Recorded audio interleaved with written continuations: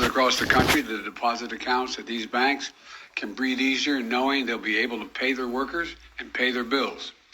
And their hardworking employees can breathe easier as well. Last week, when we learned of the problems of the banks and the impact they could have on jobs of small businesses and banking system overall, I instructed my team to act quickly to protect these interests. They've done that.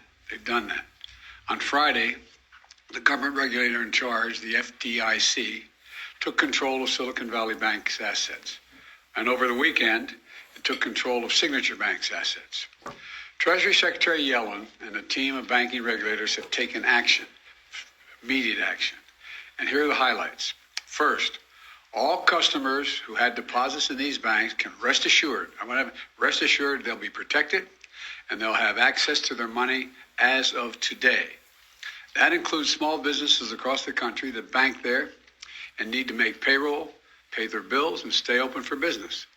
No losses will be, this is an important point, no losses will be borne by the taxpayers. Let me repeat that. No losses will be borne by the taxpayers. Instead, the money will come from the fees that banks pay into the Deposit Insurance Fund. Because of the actions that our regulators have already taken, every American should feel confident that their deposits will be there if and when they need them. Second, the management of these banks will be fired. If the bank is taken over by FDIC, the people running the bank should not work there anymore. Third, investors in the banks will not be protected. They knowingly took a risk, and when the risk didn't pay off, investors lose their money.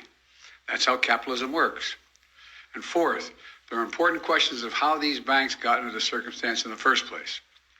We must get the full accounting of what happened and why those responsible can be held accountable. In my administration, no one is above the law. And finally, we must reduce the risks of this happening again. During the Obama-Biden administration, we put in place tough requirements on banks like Silicon Valley Bank and Signature Bank, including the Dodd-Frank law to make sure that the crisis we saw in 2008 would not happen again. Unfortunately, the last administration rolled back some of these requirements. I'm going to ask Congress and the banking regulators to strengthen the rules for banks to make it less likely this kind of bank failure would happen again, and to protect American jobs and small businesses. Look, the bottom line is this. Americans can rest assured that our banking system is safe. Your deposits are safe. Let me also assure you, we will not stop at this. We'll do whatever is needed. On top of all of it, let's also take a look at a moment to put the situation in a broader context. We've made strong economic progress in the past 2 years. We've created more than 12 million new jobs, more jobs in 2 years than any president has ever created in a single 4-year term.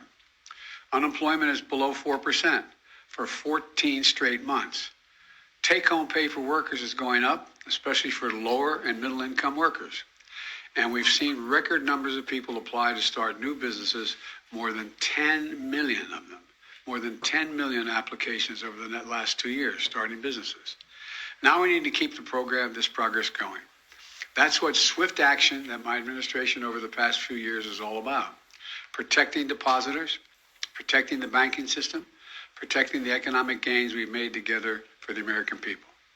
Thank you, God bless you, and may God protect our troops. See you in California. Mr. President, what do you know right now about why this happened? And can you assure Americans that there won't be a ripple effect? Do you expect other banks to fail, Mr. President? Should all depositors be protected at all banks?